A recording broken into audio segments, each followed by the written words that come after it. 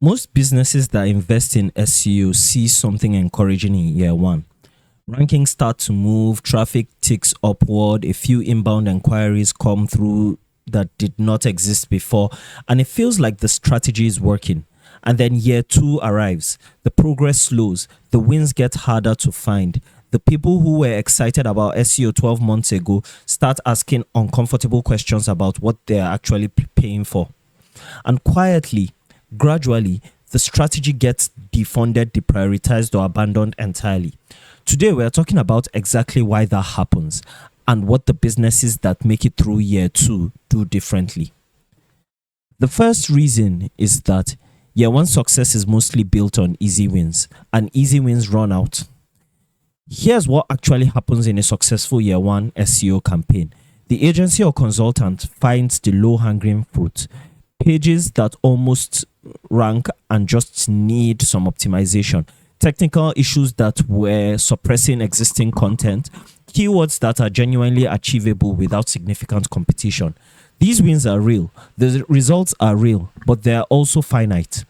By the end of the year, most of the obvious opportunities have been captured. What's left is harder, more competitive, more expensive, slower to show results, and the business, expecting year two to look like year one, interprets the slowdown as failure rather than the natural transition from easy wins to sustainable growth. The expectations were never properly set, and misaligned expectations kill more SEO strategies than bad tactics ever do. Reason 2, the content treadmill becomes unsustainable. In year one, content production feels manageable. There's enthusiasm, there's a clear brief, there's obvious topics to cover. By year two, the obvious topics are covered. What's left requires much more research, more expertise, more effort to produce, and the questions are less predictable because you're going after harder keywords in more competitive territory. At the same time, the business has moved on. The person you championed SEO with internally got promoted or left. The budget that felt justified when results were coming quickly now feels harder to defend when the wins are smaller and slower. The content treadmill, publish consistently or lose momentum, starts feeling like a punishment rather than a strategy. And the moment a business starts publishing content just to stay on the treadmill rather than because it genuinely serves their audience, the quality drops and the results follow. The next reason is the competitors. Year one often benefits from a head start.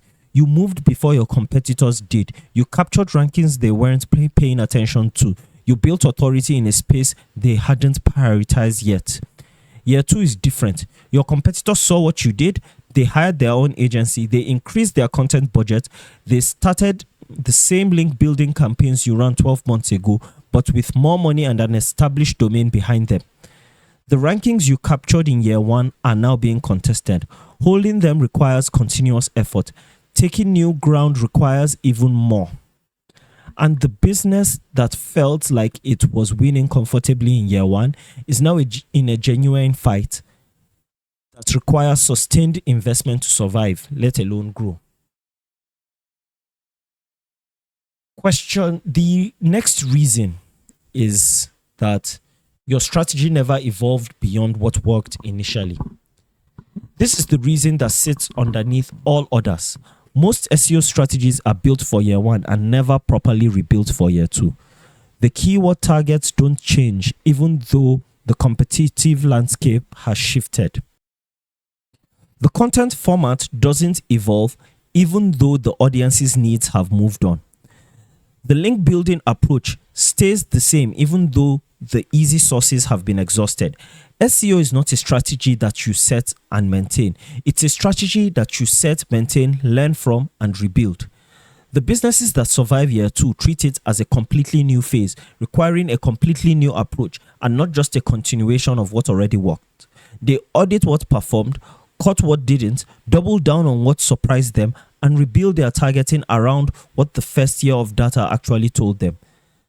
That data is the most valuable thing year one produced. Most businesses never use it. Now, what's the fix? The first thing you need to do is to set the right expectations before year one ends. Have an honest conversation about what year two realistically looks like. Slower visible progress, harder keyword targets, more competitive link building, results measured over quarters, not months. If that conversation doesn't happen, the disappointment of year two feels like failure when it's actually normal. Second, do a full strategic audit at the 12-month mark. Not a performance report, a genuine strategic assessment. What keywords moved that you didn't expect? What content underperformed? What has the first year of real data told you about your actual audience that your initial research did not? Build year two around the answers, not around the original plan. Third, you need to diversify what you measure. If year one was about rankings and traffic, year two should be about lead quality and revenue attribution. Because the business that survive long are the ones that demonstrate SEO's impact on actual business outcomes, not just search metrics. And finally, protect the budget by connecting SEO results to business results in the language the decision makers understand. The strategies that get defunded in year two are almost always the ones being reported in impressions and domain authority. The ones that survive are reported in pipeline and revenue. So you need to know what you are reporting. Finally, year one of SEO is about planting. Year two is about surviving enough to harvest. Most businesses quit between the two. Don't be one of them. If you found this content to be useful, please make sure to like, comment, subscribe, and share. Thank you so much for watching, and I'll see you in the next one. Goodbye.